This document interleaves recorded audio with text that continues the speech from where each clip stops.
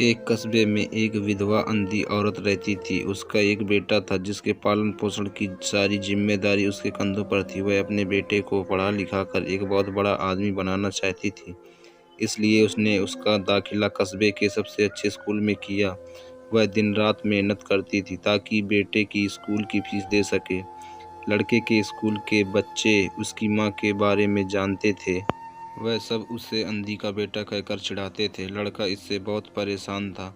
उसे अपनी माँ पर शर्म आने लगी थी। वह उसके साथ कहीं भी आने जाने से कतराने लगा। जब लड़का बड़ा हुआ तो उसकी शहर में अच्छी नौकरी लग गई। उसने अपनी माँ से वादा किया कि शहर में मकान लेकर वह उसे लेने आएगा, लेकिन वह शहर गया तो फिर लौटकर वापस नहीं आया। उसकी अंधी माँ उसका इंतजार करती रह गई। कई महीने बीत गए, लड़की की कोई खबर नहीं आई। अंधी एक दिन उसे नहीं रहा गया और वह अपने बेटे से मिलने शहर पहुंच गई।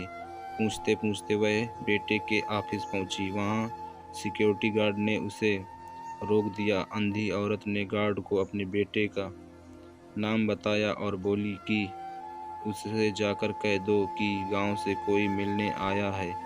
गार्ड ने जाकर उसके बेटे को बताया। बेटे ने ऑफिस की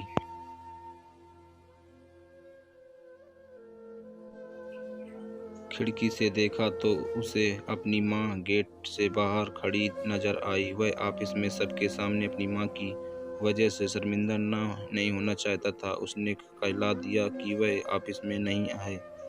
अंधी औरत वहां से चली गई। शाम को वह लड़का ऑफिस से घर जाने के लिए निकला। रास्ते में एक जगह काफी भीड़ जमा थी। वह अपनी गाड़ी रोककर भीड़ के पास पहुंचा और तो बीच सड़क में अपनी माँ को मारा पाया। उसके हाथ में एक चिट्ठी थी जिसमें लिखा था, बेटा, बड़े दिन हो गए थे, तेरी कोई खबर नहीं मिली। चिंता हो रही थी, इसलिए तुझसे मिलने चली आई। तू तो अब बड़ा आदमी बन गया है, तुझसे मिलना अब शायद मुझे गरीब की किस्मत में नहीं, लेकिन मैं बहुत खुश हूँ। तेरे लिए तूने अपना ही नहीं मेरा सपना भी पूरा किया।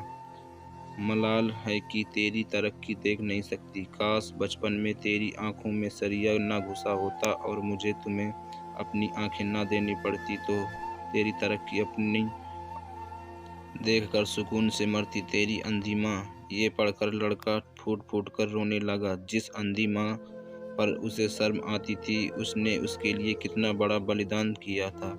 वह आत्मग्लानि से भर उठा और जिंदगी भर खुद को माफ नहीं कर पाया।